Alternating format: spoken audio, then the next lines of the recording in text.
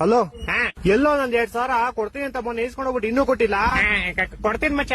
ಯಾವಾಗ ಕೊಡ್ತೀಯಾ? ಹಿಂಗೇನ್ 2,000 ತಾನೇ ಬೇಕು? ಹ್ಮ್, ನಾನು ಕ್ವಶನ್ ಕೇಳ್ತೀನಿ, ಅದಕ್ಕೆ ಕರೆಕ್ಟ್ ಆಗಿ ಆನ್ಸರ್ ಕೊಟ್ಬಿಡು. 2,000 ಅಲ್ಲ, ನಿಂಗೆ 5,000 ಕೊಡ್ತೀನಿ. 5,000? ಹಾ ಸರಿ, ಕೇಳೋ, ಅದ್ ಏನ್ ಕೇಳ್ತೆ ಕೇಳೋ. ಒಬ್ಬ ಅಪ್ಪ ಮನೆಗ್ ಬಂದಿ ಅವ್ರ ಮಗಂಗೆ ನಾಯಿ ಹೊಡೆದಂಗ್ ಹೊಡಿತಾನೆ, ಯಾಕಂದ್ರೆ ಅವ್ನ್ ಕುಡ್ದಿದ್ದ. ಹಾ, ಇವಾಗ ಇದ್ರಲ್ಲಿ ಕುಡ್ದಿದ್ ಯಾರು ಹೇಳು?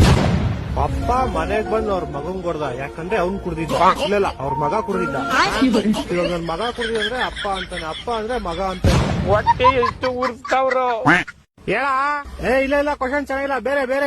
ಸರಿ ಅಪ್ಪ, ಆಯ್ತು. ಈ ಕ್ವಶನ್ಗೆ ನೀನ್ ಬರೀ ಹೂನಾ ಅಂತ ಆನ್ಸರ್ ಮಾಡ್ಬೇಕಷ್ಟೇ. ಆಯ್ತು, ಕೇಳು. ನಿಮ್ ಮನೆಯವ್ರು ಗೊತ್ತಾ ನೀನ್ ದಿನ ದೇವಸ್ಥಾನದ ಮುಂದೆ ಕೂತ್ಕೊಂಡು ಭಿಕ್ಷೆ ಬೇಡ್ತೀಯ ಅಂತ? ಹೂ, ಗೊತ್ತು. ಗೊತ್ತಾ? ಇಲ್ಲ ಗೊತ್ತಿಲ್ಲ. ನಿಮ್ ಮನೇಲಿ ಗೊತ್ತಿಲ್ವಾ ನೀನ್ ಭಿಕ್ಷೆ ಬೇಡೋದು? ಒಂದೊಂದಲ್ಲ ಅದೆಲ್ಲ ಗೊತ್ತಿಲ್ಲ ನಂಗೆ. 2,000 ಹಿಂಗ್ ಕೊಡ್ತೀಯ ಕೊಡಲ್ವಾ? ಅಷ್ಟೇ ಸಾಕು. ಸರಿ ಆಯ್ತು, ಇದೊಂದು ಫೈನಲ್ ಕ್ವಶನ್ ಕೇಳಿಸ್ಕೊ. ಇದಕ್ಕೆ ನೀನ್ ಆನ್ಸರ್ ಹೇಳಿದ್ರೆ ನಿನ್ ಕಾಸು ನಿಂಗ್ ಸಿಕ್ದಂಗೆ ಅನ್ಕೋ. ಸರಿ, ಆಯ್ತು, ಕೇಳು. ದೇವ್ರಿಗೆ ಅಂತ ಮಾಡಿದ ಪ್ರಸಾದನ ಸ್ವಲ್ಪ ದೇವ್ರ ಮುಂದೆ ಇಟ್ಬಿಟ್ಟು ಆಮೇಲೆ ಎಲ್ಲಾರ್ಗು ಹಂಚ್ತಾರೆ. ಹ್ಮ್, ಆದ್ರೆ ದೇವ್ರಿಗೆ ಅಂತ ಹಾಕಿದ ದುಡ್ಡನ್ನ ಸ್ವಲ್ಪ ತಾದ್ಮೇಲೆ ಎಂತಕ್ಕೆ ಎಲ್ಲಾರ್ಗು ಹಂಚಲ್ಲ? ಹೌದು ಮಚ್ಚ, ಇಷ್ಟು ವರ್ಷದಿಂದ ಈ ಕ್ವಶನ್ ನನ್ ತಲೆಗ್ ಬಂದೇ ಇರ್ಲಿಲ್ಲ. ನಿನ್ ಕಾಸು ನಾನಲ್ಲ, ದೇವಸ್ಥಾನದ ಪೂಜಾರಿ ಕೊಡ್ಬೇಕು. ಹೋಗೋರ್ನ ಕೇಳು. ಹ್ಞೂ ಮಚ್ಚ, ಇವಾಗ್ಲೂ ಹೋಗ್ ಕೇಳ್ತೀನಿ ತಾಳು.